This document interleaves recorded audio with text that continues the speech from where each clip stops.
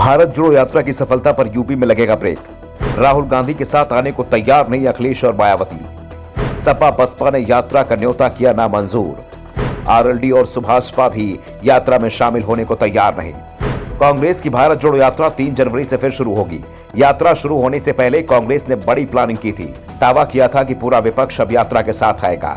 UP में यात्रा का ट्रेलर देखकर बीजेपी नेताओं की नींद उड़ जाएगी, क्योंकि यात्रा में सपा बसपा आरएलडी सुभाषपा सहित लेफ्ट के नेता भी राहुल गांधी के साथ कदमताल करेंगे।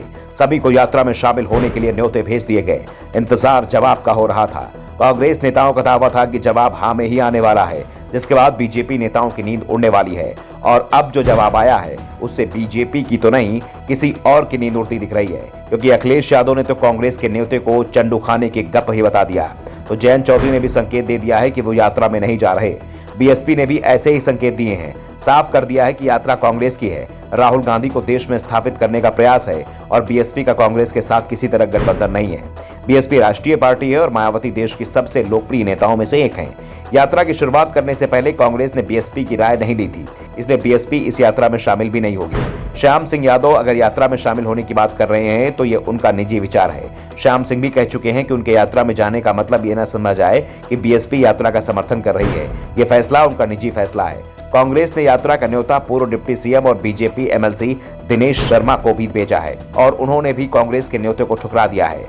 सुभाषपा अध्यक्ष ओम प्रकाश राजभर भी यात्रा में नहीं जा रहे हैं। ये साफ हो चुका है, क्योंकि राजभर के रिश्ते इस समय बीजेपी से काफी करीबी दिख रहे हैं।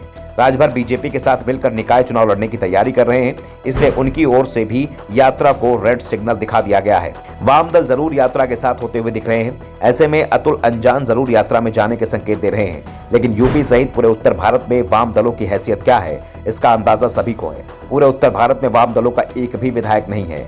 यहाँ से संसद के दोनों ही सदनों में लेफ्ट का एक भी सांसद नहीं है। पार्टी का आधार शून्य है। ऐसे में वाम दल अगर राहुल गांधी के साथ आते हैं तो यूपी में उन्हें इसका कोई फायदा नहीं मिलेगा।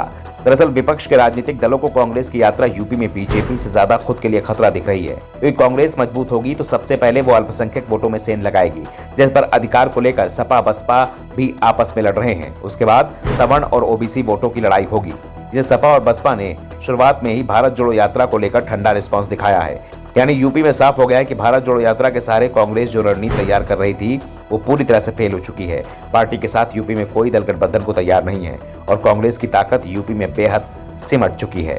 2022 के विधानसभा चुनाव में पार्टी को 2.33% वोट और 2 सीटें मिली थी, जबकि यूपी चुनाव में प्रचार की पूरी कमान प्रियंका गांधी ने संभाल रखी थी।